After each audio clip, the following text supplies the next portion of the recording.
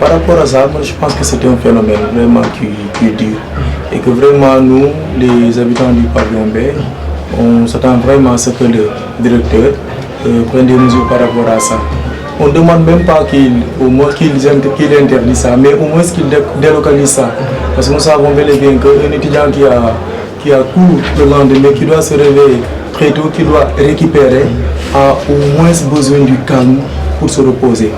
Mais comme on l'a constaté, on organise ici des prières jusqu'à des heures vraiment tardives et ça vraiment, ça nous dérange, pose problème.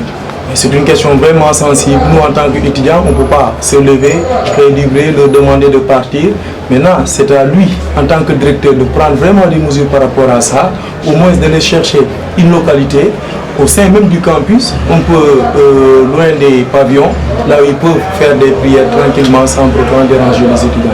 Oui, c'est vrai qu'on est des musulmans, on est tous des musulmans et nous croyons beaucoup à nos confréries. Mais pour ce qui est aussi de cette situation, nous on le déplore en vérité. Parce que moi en vérité je suis musulman, mais par exemple à partir du jeudi je ne me soucie pas moi.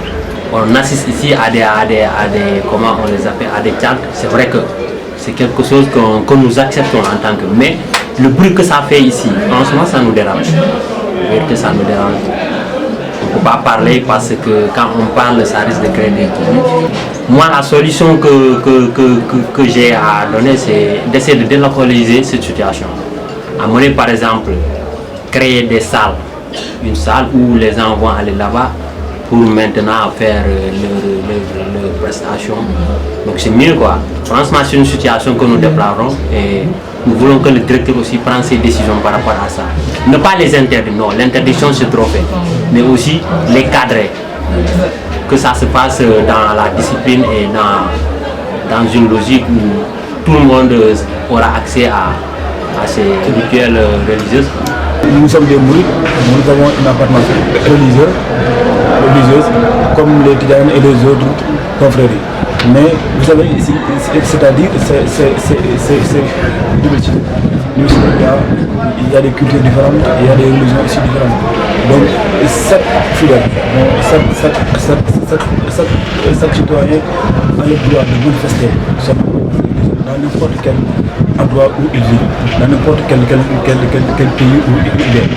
Donc, on ne peut pas nous faire, on ne peut pas nous obliger à arrêter ces manifestations, mais tout le monde aime des changements, parce que c'est vrai, vous avez dit tout à l'heure, une pollution sonore, ça je suis d'accord.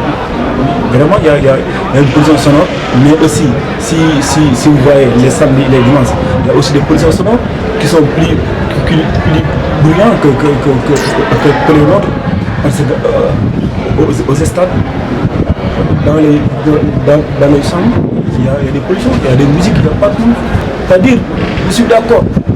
Pour ces changements, je suis d'accord, je suis parfaitement d'accord. Mais je ne suis pas d'accord qu'on localise ces manifestations ou bien qu'on arrête ces manifestations. Parce qu'on ne peut pas vivre ici 5 ans, 6 ans, 7 ans sans se manifester. On risque de perdre nos valeurs. On doit manifester nos valeurs n'importe quel endroit.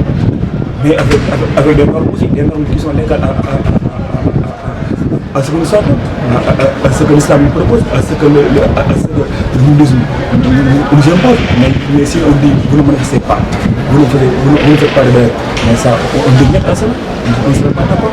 On nous a fait part que le directeur de Koudou veut éliminer la pollution sonore qui se trouve là, l'Université Cheikh Anta Diop de Dakar. Et là, on est vraiment content sur ça, parce que les gens nous dérangent vraiment.